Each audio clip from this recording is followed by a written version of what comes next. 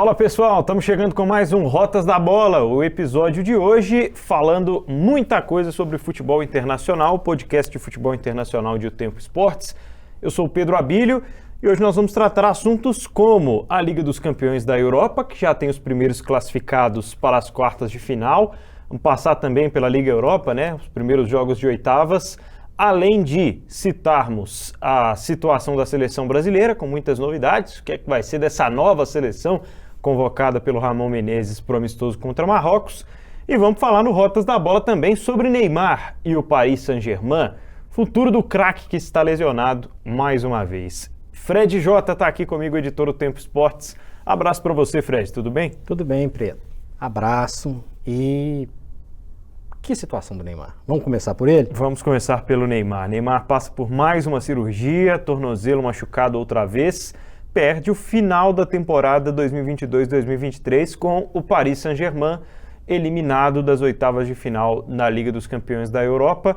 Sobre o Neymar, Fred, o que é que você pode falar sobre um balanço aí? Te confesso que fico muito desconfortável em analisar Neymar muitas vezes, porque a gente precisa falar de escolhas pessoais, de situações que vão além do campo de jogo, não só das decisões que ele toma ali dentro das quatro linhas. Pois é, Pedro, eu adoraria falar do Neymar, o Neymar atleta, o Neymar craque de bola, que a gente sabe que ele ainda é, né, pelo menos. Mas agora essa situação joga luz num problemão que o Paris Saint-Germain tem e o Neymar tem também. Contrato renovado, recentemente, desde que ele chegou ao Paris Saint-Germain, ele disputou duas etapas decisivas da Champions League até o fim, foi vice-campeão numa delas, e machucou no resto. Não é protagonista, às vezes não parece identificado ou a fim de comprar o projeto Paris Saint-Germain, joga num clube que, na minha opinião, sofre com o tamanho da camisa que tem, e que não tem incentivos jogando no campeonato nacional, local. Qual que é o futuro do Neymar? Acho que esse é o nosso debate. Esse é o nosso debate. Eu espero não ver o Neymar na Arábia Saudita ou na MLS. Não que isso não possa acontecer, mas pelo menos que não seja daqui a 2, 3 meses. Ainda não. Tomara. Acho que ele precisa de um desafio. O desafio, para mim, no caso dele, jogar na Premier League, baseado no que apareceu de zum do Chelsea. Porque ali, pelo menos, ele vai ter uma competitividade local muito maior, acho que ele vai ter um estímulo muito maior.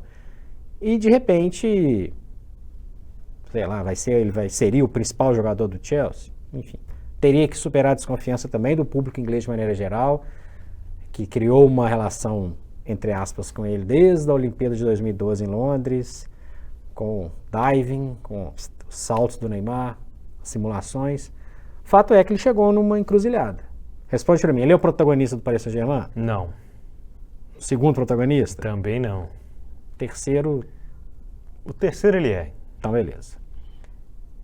Ele tem um pacote interessante para a seleção brasileira? Mais ou menos. Tem, mas em muitos momentos ele faltou. Tem bons números, que é uma outra história. 3 Copas do Mundo, nenhuma delas acima da média, machucou em 2, e uma virou chacota, na Rússia, rolando no chão. Muita bola, muita capacidade. Eu não sei se ele é mal assessorado em vários momentos, não sei não. Certamente ele é mal assessorado. Não sei se, pelo fato dele ser mal assessorado, às vezes as coisas não acontecem como a gente imaginaria para ele. É uma série de fatores que rodam o nome do Neymar. Lembrando que se a gente for voltar no tempo, por algum momento ainda tinha uma comparação ali entre Messi, Cristiano Ronaldo e Neymar. São os 3 melhores jogadores do mundo. Neymar daqui a pouco vai ser o melhor do mundo, vai superar. Teve um pico, para mim, Barcelona 2015, da sua carreira no exterior, sem contar o Santos. E no Paris Saint-Germain mais ou menos, né? Mais ou menos. Mais ou menos para o Neymar. Porque quando ele chega, a gente imagina que o Paris Saint-Germain ele vai finalmente buscar o que ele não tem conseguido. A competitividade na primeira prateleira do futebol europeu. Sair da França como uma camisa pesada, como um time que vai, por exemplo, conquistar a Champions League. A gente imaginava que fosse conquistar? Em alguns momentos, sim. Mas o Paris Saint-Germain tropeça nos próprios erros, na maioria das vezes, relacionados ao planejamento. A gente vai falar sobre isso daqui a pouco, quando a gente for falar da Champions League. Com relação ao Neymar, eu vejo que hoje, jogar no Chelsea seria concorrer com jogadores mais jovens que ele, que tem muito potencial e que ele precisaria trabalhar essa questão física, né? Na Premier League não dá tempo de sofrer 2, 3 lesões por temporada, afinal de contas a exigência é muito maior. O Paris Saint-Germain jogar sem o Neymar por 10 rodadas do campeonato francês vai fazer alguma diferença? Zero diferença. O Chelsea investir o valor que se investe para ter um jogador como o Neymar e perdê-lo por tantas rodadas por lesão não é interessante, e esse histórico precisa ser pesado. Então, mais uma vez, a gente está vendo o Neymar diante de uma questão física que relaciona com as pancadas que ele toma, com o estilo de jogo dele de prender mais a bola, mas no fim das contas vai de encontro a uma preparação, a todas as escolhas que ele faz em detrimento ao futebol, e isso faz parte, isso é uma coisa que a gente não tem como julgar, não tem por que ficar analisando. Mas entendo que esse é o fim da linha para ele no PSG, Fred. E outra coisa que é interessante a gente falar, né, Pedro? Exceto no futebol brasileiro, se alguém repatriar ele não chega em outro clube grande da Europa como uma mega estrela. Pois é. Estrela. Ok, mas não é uma estrela de outro patamar. Não é a contratação do Mbappé pelo Real Madrid, por exemplo, que chega como uma super estrela. Neymar seria titular no Real Madrid hoje?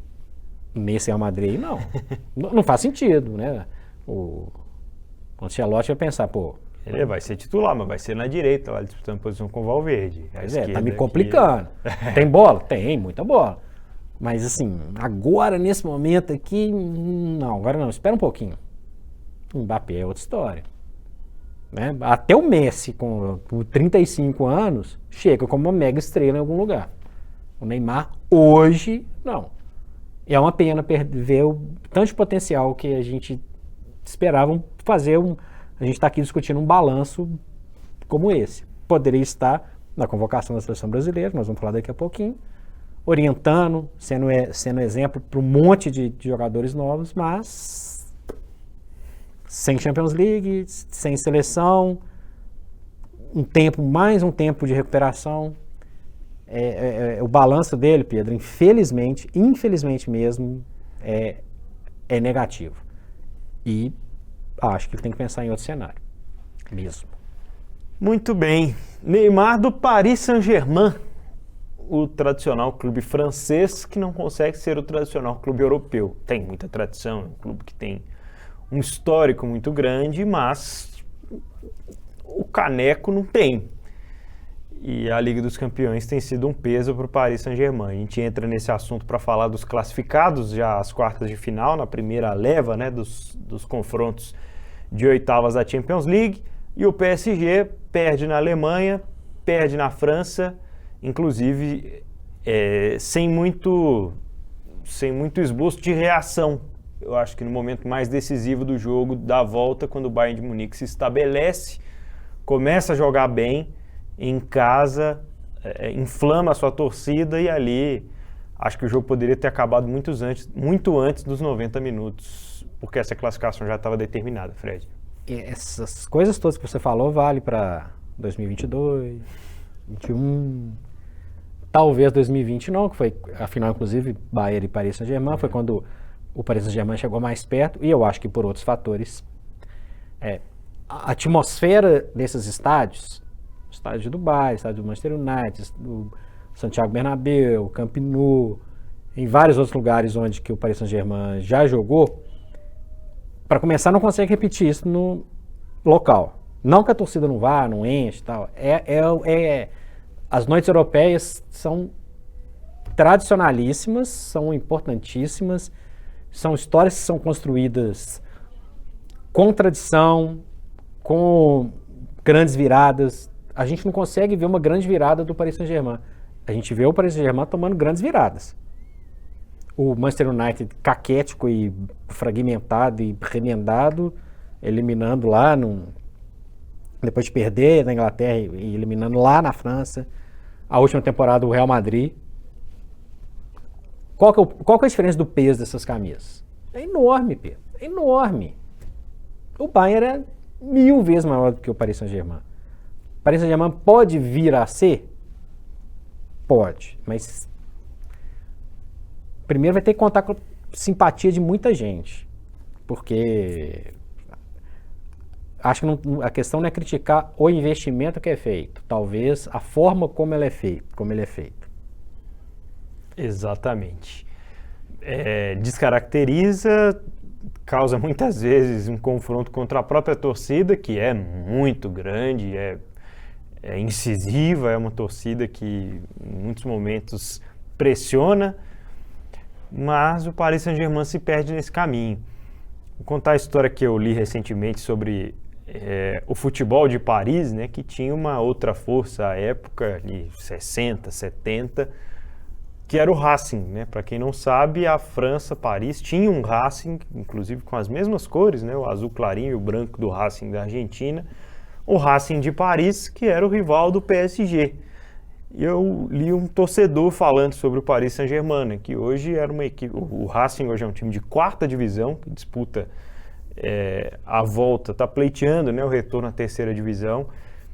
E o torcedor falando, beleza, o Paris Saint-Germain hoje é essa força gigantesca que a gente vê financeiramente, mas para a gente não é mais um rival, é uma coisa insignificante, porque muda o logo, muda o estádio, a estrutura, se tornou uma coisa diferente que nem os próprios torcedores do PSG deveriam se identificar de acordo com a forma como você falou. O jeito como esse investimento apareceu.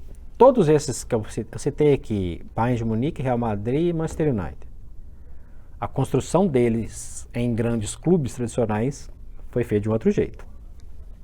Para ficar nesses aí, dá pra gente falar vários. Esse salto do Paris Saint-Germain causa esse tipo de situação. Ele vira um ET dentro da própria França, porque já começa o ano ganhando os campeonatos e, na minha opinião, isso está lá no pacote Neymar, que tira um pouco a motivação. Acho que chega a ser danoso, inclusive, para os jogadores de defesa, né, Pedro? Uhum. Que não crescem nesse processo. Jogando a maioria dos jogos contra adversários bem mais frágeis. E é um processo de tentar entender. Vai ter algum outro investimento gigantesco no futebol francês, pelo menos para tentar equiparar? O Olympique de Marseille vai receber uma injeção de dinheiro? Talvez não. Então, é uma mistura de monotonia com uma descaracterização. E lembrando que Paris também tem o Estrela Vermelha, né, o Red Star de Paris, que é interessantíssimo, um clube fundado por ninguém menos que Jules Rimet. Um clube que também frequenta as divisões inferiores do futebol da França. E você falou Racing de Paris, eu falei do Red Star de Paris. A gente vê nessas equipes tradicionais muito mais o Paris do que o Paris do Paris Saint-Germain. Parece uma coisa realmente de um outro lugar. É um pouco desfocado. E é uma pena, porque é uma capital como Paris, uma cidade como Paris, e um país como a França, atual vice-campeão do mundo e com grande possibilidade de brigar por título de novo na Copa do Mundo, tem hoje seu principal clube sempre cercado de esse investimento exagerado, de que forma, não tem competitividade. Eu acho ruim. Gostaria de ter um país forte no futebol, mas com um campeonato local que oferecesse um pouco mais de competitividade, Pedro. É isso. Se por um lado a gente tem essa tradição, né, do PSG ficando de fora, por outro, o Bayern de Munique que avança é bem fortalecido, né, Fred?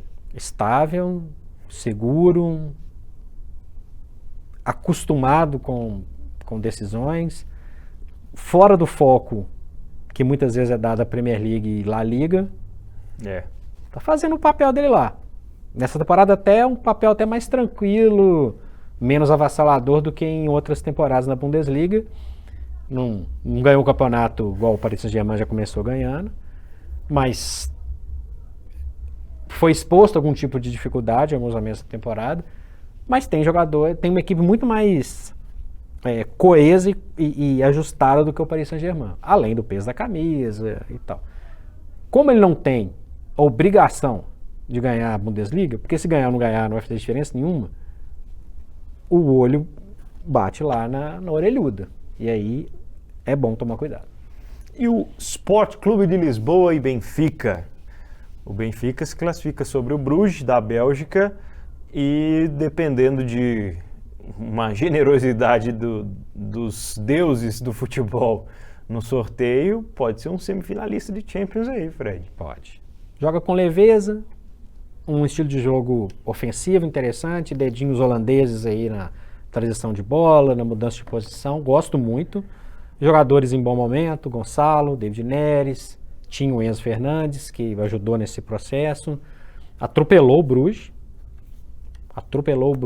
e, como você bem falou, só que com outras palavras, não tem obrigação nenhuma.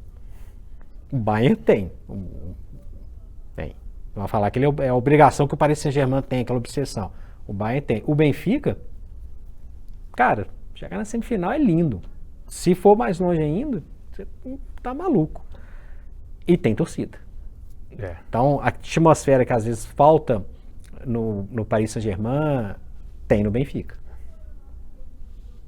Concorda? Concordo. Acho que é bem por aí. Por outro lado, a gente vai falar do Chelsea, né, que é um dos prováveis destinos aí, um dos possíveis destinos do Neymar, mas enquanto não, o Chelsea está bem distante da briga por uma vaga na Liga dos Campeões na próxima, dentro do campeonato inglês, Fred. E essa distância causa uma obsessão mesmo, né, pela Liga dos Campeões. Afinal de contas, é uma temporada em que o investimento acontece, em que o clube precisa mudar de dono, mas o Chelsea muda de treinador e ainda não emplaca, né? Se classificou contra o Borussia Dortmund com alguns sustos. Tá remendado, né? É um junta-junta. Chegou o Enzo, mudou o técnico, mudou o goleiro, o Aubameyang joga, não joga, chega o João Félix e mais um bando de jogadores. O Chelsea, ele tem a seu favor o fato de, em proporções diferentes do Benfica, não ser favorito. Não tem obrigação. Tá ali. Tem jogadores que podem decidir, pode pegar um ritmo e um encaixe numa reta final com o fator Stamford Bridge, outro estádio que tem uma atmosfera que é legal, nesses jogos de Champions League. Pode surpreender, mas esse processo é muito mais importante pensando na temporada 23-24 do que agora. Perambulou aí em 10º lugar, várias rodadas na Premier League e precisa de dar algum retorno para a torcida. Não acho que vai levar, mas ninguém achava que 2012 ia levar, com elenco melhor. Trocou de técnico, aí elimina ali o Napoli, elimina o Barcelona no Camp Nou e ganha do Bayern de Munique na Allianz Arena. Obrigação era do Bayern, foi lá, defendeu, jogou feio quando precisou jogar. Tinha mais jogadores para decidir, né? Não dá para comparar, Lampa, Drogba e tal. Remendado, mas desorganizado em campo, mas com possibilidades, porque não tem obrigação e tem jogadores que podem chegar. Talentoso, né? Você falou que ninguém esperava que fosse ganhar em 2012. Alguém esperava em 21? Não. A diferença de 21 para 2012 é que o time era extremamente organizado. Aí era o Thomas Tuchel, já era um técnico que já estava há mais tempo, o time tinha uma cara. E o adversário na final é outro que precisa, de 2021, é outro que precisa dar aquele salto europeu. O Manchester City é um assunto para um outro dia, mas precisa dar um salto também. Por falar na necessidade de dar um salto europeu, Fred Jota, a eliminação do Tottenham e consequente classificação do Milan, amigos e amigas do Rotas da Bola. Tem mais do Milan ou mais do Tottenham, Fred? Tem um temperinho Mas se eu tivesse que colocar o dedinho maior de tempero, tem mais do Tottenham presepeiro. Tem uma culpa muito grande do Tottenham, tem não? Enorme, enorme. Se você colocar agora, esquece tradição, camisa e tal. Quem que é melhor? O Tottenham. Elenco é o Tottenham. Tá. Camisa, tradição, etc e tal, Milan. Ponto. Joga em casa. Tá fazendo tudo bonitinho. Tem um estádio gigantesco, multifuncional, que vai trazer muitos frutos, etc. Tem um técnico de ponta, na minha opinião. Ótimos jogadores, especialmente do meio para frente. A faca, o queijo na mão e na hora de decidir não consegue. O Milan fez uma partida muito... Fez uma partida não, né? Uma disputa muito bacana, né, Pedro? Fez. Dentro do que era possível fazer, foi muito bem. Bons jogadores experientes que podem resolver, tipo o Giroud, jogadores novos com muita capacidade, Rafael Leão e outras boas possibilidades. É interessante ver o Milan de volta a uma quarta de final. Esse tem o peso da camisa, que pode, dependendo aí de um confronto, pode trazer coisas interessantes, sim. Sem obrigação. Nós estamos falando aqui, ó, Milan, até agora Milan, Chelsea e Benfica Estão na deles. Né? estão na deles. Agora o Tottenham tem que entender o que ele quer fazer. O Tottenham não é campeão inglês desde 1961. Nós estamos falando de 62 anos. Não vai ser agora. As Copas na Inglaterra, que eu imaginei que poderia ser uma boa possibilidade, já foi. Vai ter que brigar numa reta final para se manter ali no G4, para voltar para a Champions League e com um grande ponto de interrogação. Com Kane ou sem Kane, Pedro? Bom, eu imagino que com. Mas tem que se classificar. Tem que jogar a Champions League ano que vem. E aí é que mora o perigo, né? Pois é.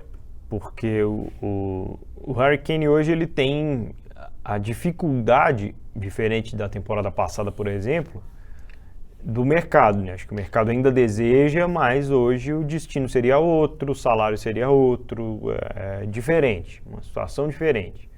Ainda é um dos principais atacantes do mundo inteiro e atrai, por exemplo, a atenção do Manchester United, que não tem um jogador nesse perfil, né?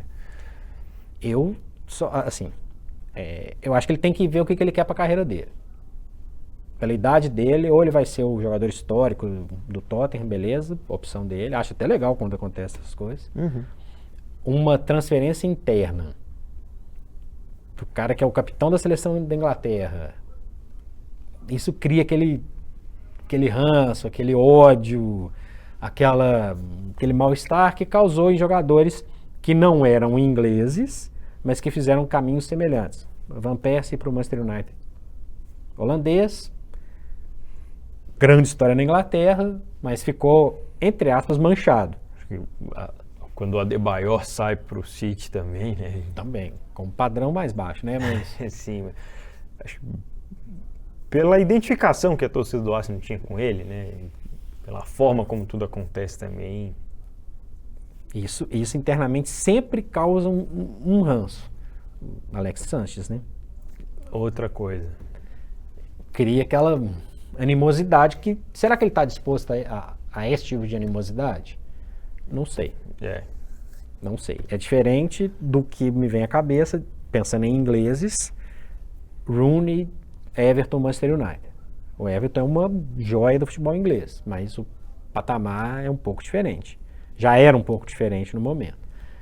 Acho que capaz de incendiar a cidade e né, correr risco de alguma coisa, só Campbell, Tottenham, Arsenal.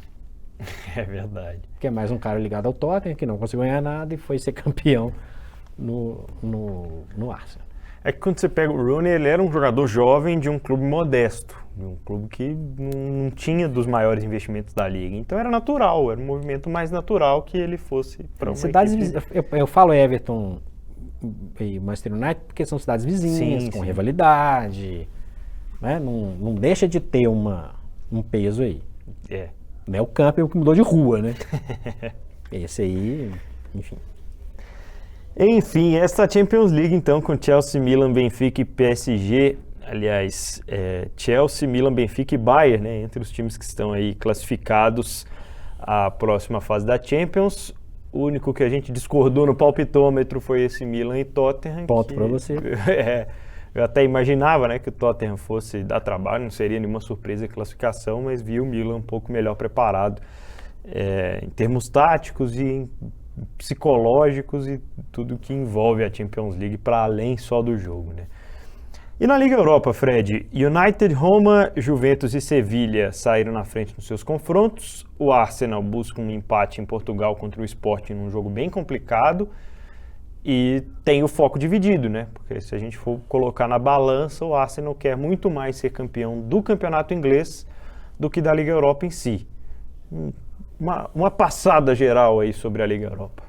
Uma Liga Europa que está se caminhando para uma decisão, para uma reta final de um altíssimo nível, com camisas de tradição, com equipes que com clubes que precisam ter um espaço continental, Roma, Arsenal, gigantes que precisam mostrar que, opa, estou aqui, vou ganhar alguma coisa, Manchester United, Juventus, o bicho-papão desse torneio, que é o Sevilha do Sampaoli, que venceu aí, no caso, o Fenerbahçe do Jorge Jesus.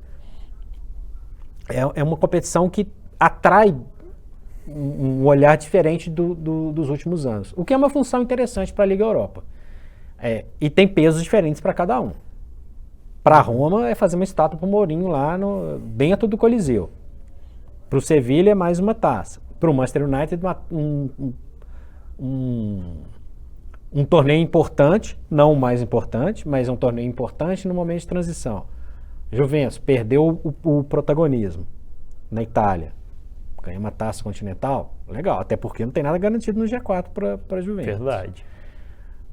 Então, tem muitos olhares diferentes. O Arsenal vai focar na Premier League. Quando estiver tranquilo, se estiver aí na Liga Europa, é um adversário complicado. Então, são muitos focos diferentes e isso atrai na Liga Europa. É uma reta de final muito interessante. Dá para falar aí desses todos, quem que dá para cravar que está caminhando tranquilamente para as quartas de final. O Manchester United fez 4-1 no Betis, pouco provável de tomar uma virada. Os outros ainda com um certo receio, porque não abriram uma vantagem tão grande. Muito bem, Fred Jota, amigos do Rotas da Bola, a gente falou sobre as competições europeias e agora vamos falar sobre a seleção brasileira. Brasil de Ramon Menezes, técnico interino, a gente sabe, né? A seleção ainda busca um novo nome para ser o comandante, tendência de que seja um nome de fora, um nome estrangeiro, mas o Ramon acaba de vencer o Sul-Americano Sub-20 comandando uma boa geração de jogadores, geração essa que contribui com a seleção principal agora com alguns nomes que a gente vai citar por aqui, por exemplo. Vamos começar, Fred, sobre essa convocação, né? Explicar que um jogo no fim de março, uma partida só, um jogo contra Marrocos, não sabemos qual Marrocos o Brasil vai enfrentar, se vai de fato enfrentar aquela seleção marroquina forte que disputou a Copa do Mundo, mas o Brasil que tem muitas mudanças. A primeira delas, a mudança no gol.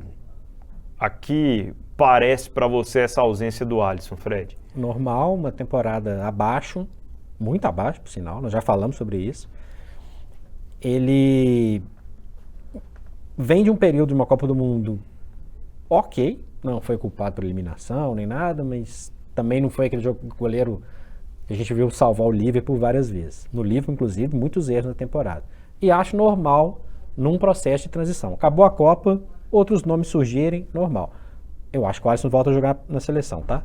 Eu acho que é só um período que ele tá fora. Lembrando que o Ederson também não faz uma hiper temporada, está de volta, o Everton do Palmeiras, e aí, já pensando lá atrás no Sub-20, o Mikael, goleiro do Furacão. Fred, você citou aí que o Alisson é parte do processo de reformulação, essa não convocação dele. Mas alguns nomes parecem já ter meio que um fim de ciclo, né? Parece ter chegado ao fim em relação com a seleção depois da Copa do Catar. Um na lateral, né? Na lateral, e já era para ter acontecido esse fim de ciclo antes de ter estourado um escândalo sexual em que o Daniel Alves, né, a que nos referimos, segue detido, aguardando situações da justiça para saber se volta a ter a sua liberdade, porque eu acho que a carreira já foi para o espaço. Decisões erradas o tempo inteiro nessa condução final, mas a principal delas, a decisão de se expor a esse tipo de ridículo. E a CBF é cúmplice no momento em que o treinador da seleção leva o Dani para a Copa, explicando a sua importância, ou se apegando à importância que ele tinha teoricamente fora do campo para os outros jogadores. A gente está vendo aí o exemplo que é o Daniel Alves. Baita exemplo, hein? Enfim, esse aí já foi. Thiago Silva, mais pela idade, menos pela técnica. Acho que, né? Acho que fechou o ciclo. Ele é melhor, a gente vai pegar os nomes aqui, ele é melhor, mas ele não vai. Neymar? A dúvida de sempre. Ele quer, ele tá afim. Eu vou citar um jogador novo aqui que eu acho que deu, Fred. Ele é um jogador veterano, mas é um jogador razoável. Convocado há um bom tempo, né? Há muito tempo e... Ok, pode voltar a ser convocado, mas acho que, na minha opinião, o ciclo deu. De jogadores rodados, eu acho que o ponto central dessa seleção é o Casemiro. É um jogador importantíssimo, um jogador para participar e comandar um processo de renovação. Para mim, inclusive a faixa de capitão tem dono aí, tem o braço do Casemiro.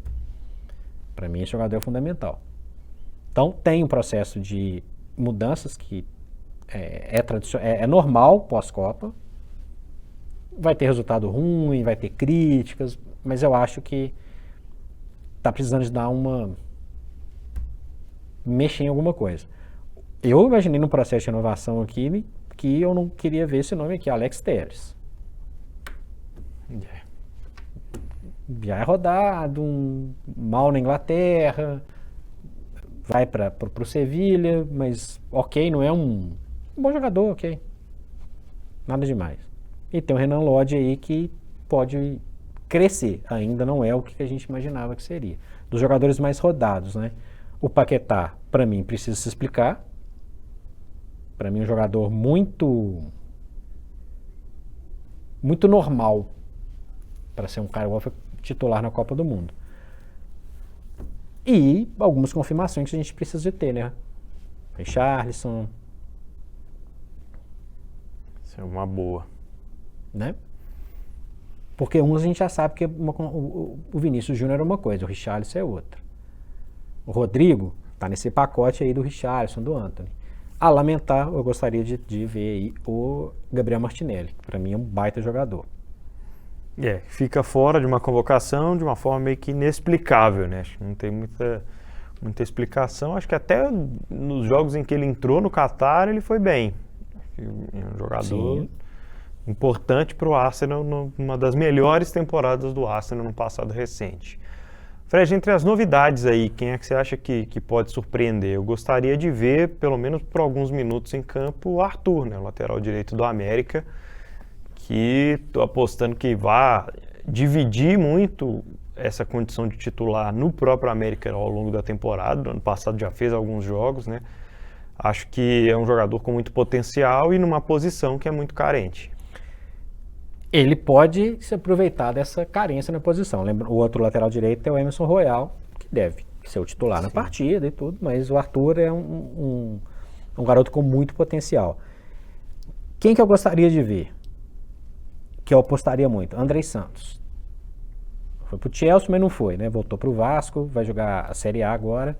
Jogador de personalidade, importantíssimo no Sub-20, no Sul-Americano, e com muito potencial.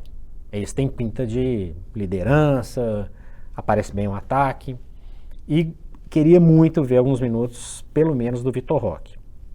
Jogador folgado, no bom sentido, que consegue arrumar seu espaço, não perde oportunidades, gosto muito dele. E um jogador que é um pouco mais estabelecido do que eles, mas que foi uma surpresa. Surpresa não, né?